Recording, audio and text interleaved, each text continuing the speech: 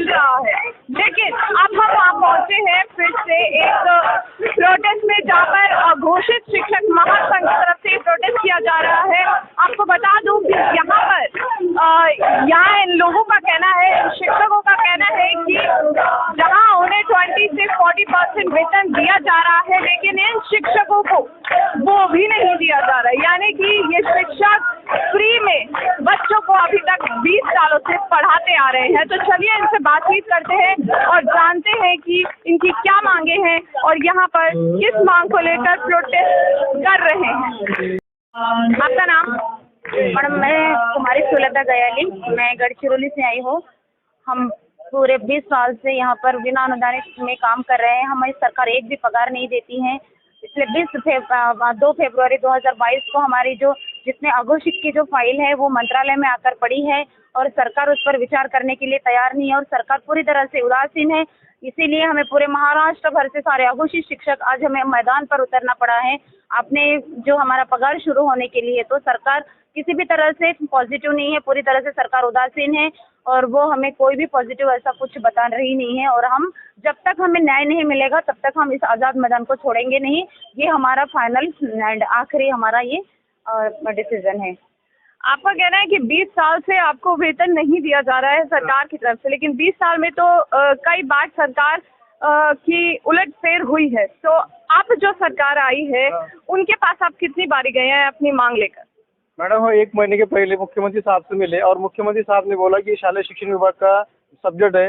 मैं शालेय शिक्षण विभाग को आपका जो विषय है, जो मंत्रालय स्तर पर 3,961 स्कूल आई है, ये घोषित करने के लिए अब मैं शिक्षा मंत्री को बताता। ये बोलने के लिए अभी 1 महीना हो गया, अभी तक कुछ भी नहीं है। और यहाँ पे हमारा 20 दिसंबर 2021 से आंदोलन चल रहा है। आज आंदोलन का 228 दिन हो गए, अभी तक भी वो भी शासन ने दखल नहीं लिया और ये भी सरकार ने दखल नहीं लिया। हम 20 साल से बिना वेतन काम कर रहे हैं। हम हमारे घर का परिवार कैसा कर रहे हैं हमें मालूम है। कोई हमारे महिला टीचर है, भाजी वाले का व्यवसाय करते हैं, कोई क्या करते, कोई मुझे अलग अलग व्यवसाय करके, कोई वड़ा पाव बेचता है, कोई रात की होटल में ड्यूटी करता है। ऐसा करके हम परिवार करते, खेती बाड़ी में काम करते। तो ये 20 साल से मैडम, एक आधा मजदूर अपन सुबह अपने खेत में काम को लगाएंगे, घर को काम लगाए तो उसको शाम को अपने मजदूर देना पड़ता। हमारे जो आप मुझे बताइए कि 20 साल से आप भी बिना वेतन के काम कर रहे हैं, तो किस तरह से आपका जो परिवार है वो आप चला पा रहे हैं? दरअसल मैडम, कुछ बातें ऐसी रहती है जिंदगी में कि ना सोच के भी कुछ काम करना पड़ता है। मैं दिन में सवेरे में स्कूल में जाता हूँ, 7 बजे से 12 बजे तक मेरी स्कूल रहती है। उसके बाद 1 बजे से रात को 12 बजे तक मैं बार में वेटर का काम करता हूँ। और उसके ऊपर क्या बोलूं? अब आपकी मांग है कि जल्द से जल्द आपको वेतन जो है वो आपके कार्य अनुसार दिया जाए। तो आप कब तक ऐसे लड़ते रहेंगे सरकार? जब तक हम 3,961 स्कूलों को अनुदान नहीं मिलता है, यानी जो घोषित स्कूल है उसको घोषित करके 100% यानी 100% पेमेंट हमारा चालू नहीं होता, तब तक आज़ाद मैदान हम नहीं छोड़ने। आप देख सकते हैं कि यहाँ पर कुछ महिलाएं टीचर जो है यहाँ पर बैठी हुई हैं। मैम, आप किस तरह से अपना घर परिवार चला पा रही हैं, क्योंकि शिक्षक जो है उसको जिम्मेदारी होती है बच्चों को पढ़ाने की। आप मुझे बताइए। मैडम, अब जिम्मेदारी तो हम पे है, बच्चों को पढ़ाने की है और अपना घर चलाने की भी है, लेकिन शासन हमें 1 रुपया भी तनख्वाह नहीं दे रहे। तो हम कैसे भी करके गुजारा कर रहे हैं अपना। आधे पेट खाली रह के हम पढ़ा रहे बच्चों को।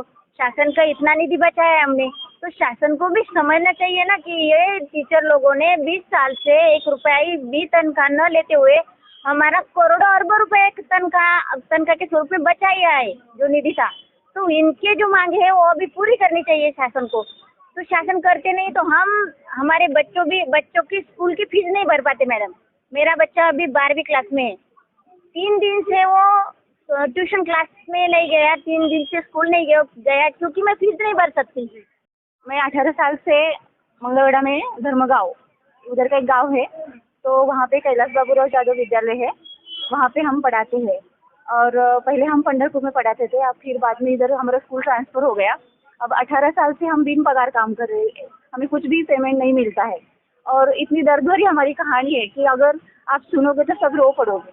1 रुपया भी हमें पगार नहीं देता है, ना हमारी संस्था हमें देता है। अब हमारी तकलीफ कोई सुनता ही नहीं है। तो आप कब तक ऐसे बैठने वाली हैं अपने वेतन के लिए और सरकार से? इस बार हम हार मानने वाले नहीं है, हम सरकार से जीत लेके ही जाएंगे, पेमेंट लेके ही जाएंगे।